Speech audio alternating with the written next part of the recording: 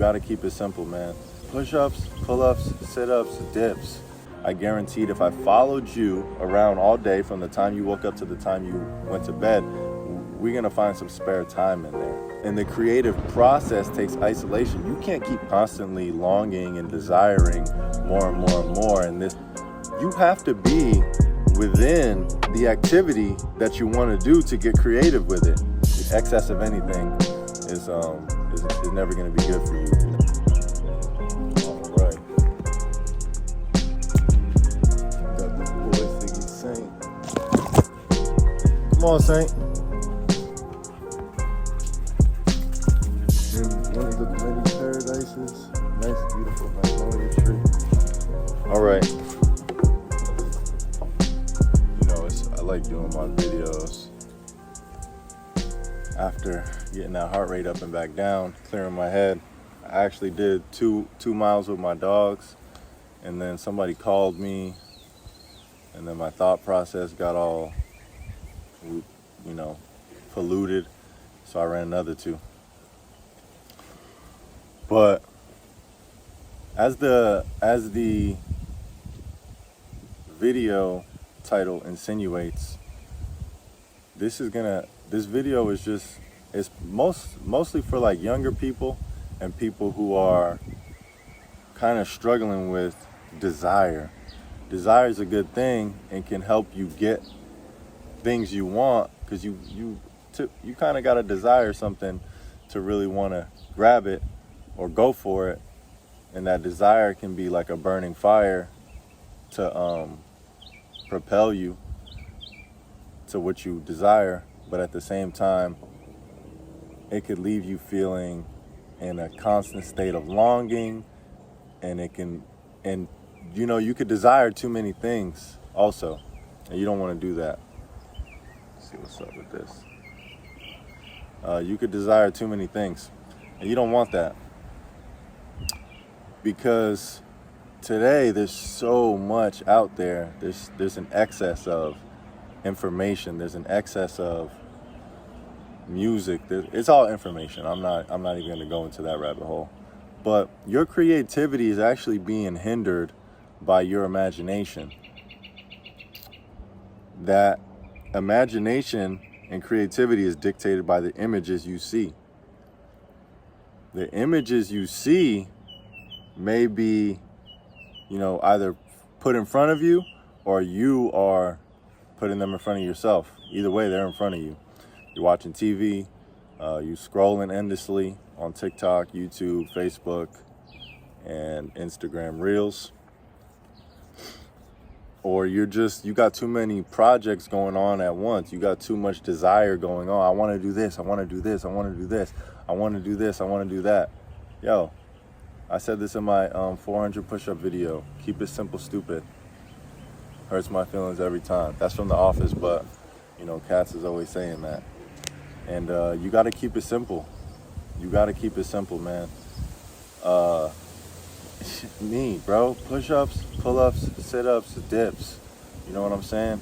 And then you can get freaky after that, but you do the basic things good. This is what they say. This is how the saying goes. Beginners want to do the advanced stuff. Advanced people, beginners want to do the advanced stuff. The advanced people want to do the basics really good. They want to do the basics really good. They want to get the push-up nice. They want that push-up to be nice. They want that pull-up, good form, straight legs, core locked out. Then we can go on to the muscle up, you know what I'm saying? And for example,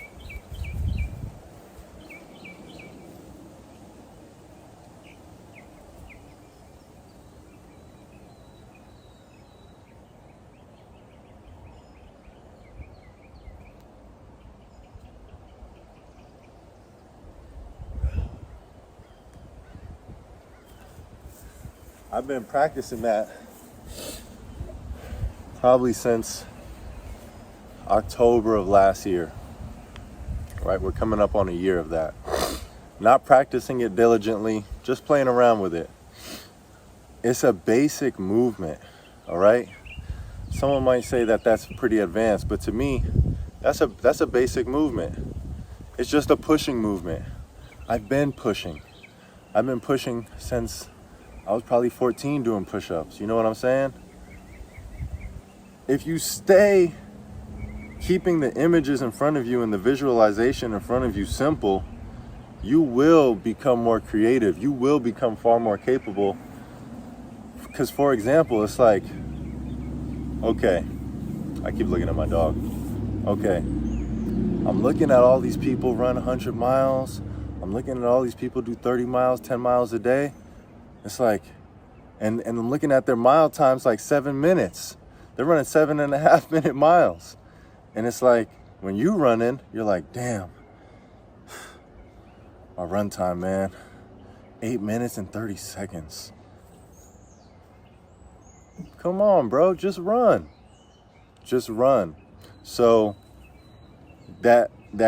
and you'll get more creative if you just do that mile. You'll start kicking your heels up. You'll get better form. It's okay to borrow someone else's experience, but don't use that as an excuse to just, be on your phone all day, or just keep reading and reading and reading more books and books and books about all these different topics. Keep it simple, okay?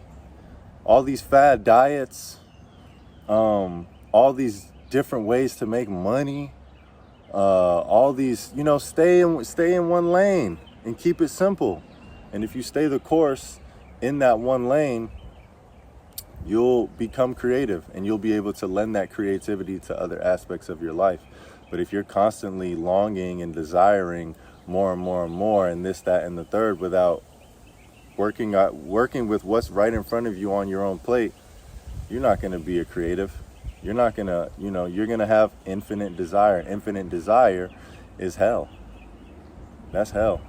Who wants to keep desiring a new and better and better and better? Where does it stop? You know what I'm saying? Where does it stop? That, oh man, my girl look good, but she could look better. My girl look good, but she could look better. My body's nice, but I could be bigger. I could be stronger. Just stay the course. You're gonna get stronger. Eat more consistently. You're gonna get bigger. You know what I'm saying? And you keep comparing yourself to these things that you desire, and you're never gonna be content, and you're not gonna be happy. And that depression is gonna lead into you not wanting to take action in your own life, and not focusing on the things that actually matter and have meaning to, or should have meaning to you, right?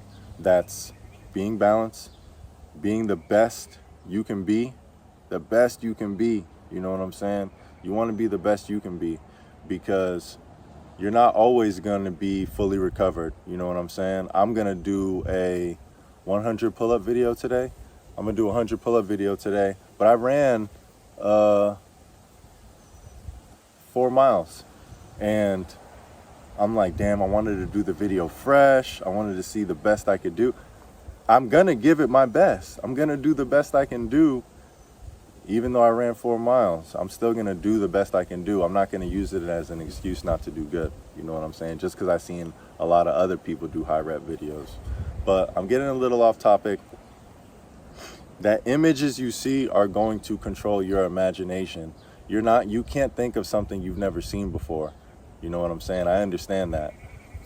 And you can, in a sense that, you could think of a purple cloud, but you've seen purple and you've seen clouds. So that purple cloud is an amalgamation of, your imagination.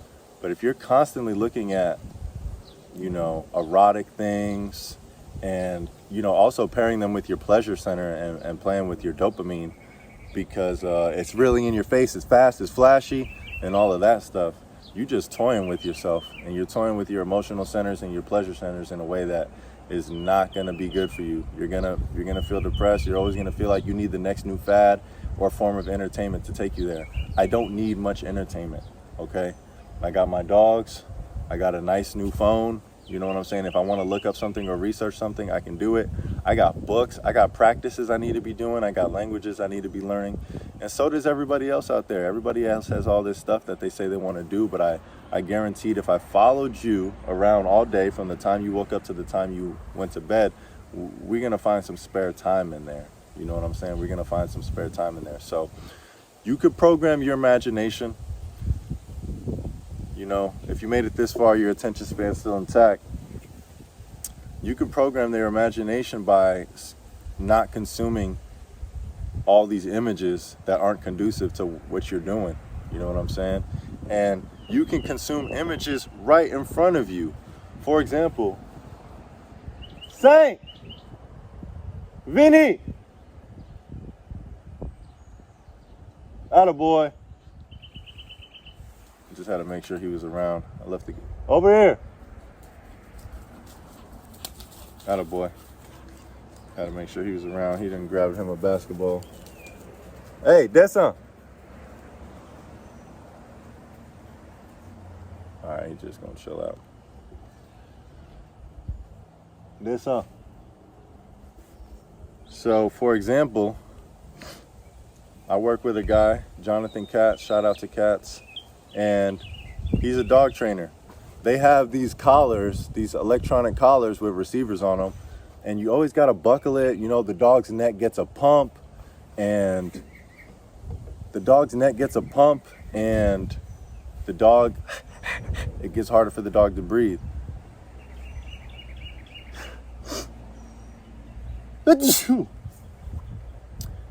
He's good with his hands. He used his imagination and said, okay, I get a belt like that. Why can't we just slip it over the head, have some strings on the back, tie them, cord locks, rivets, D-rings, done.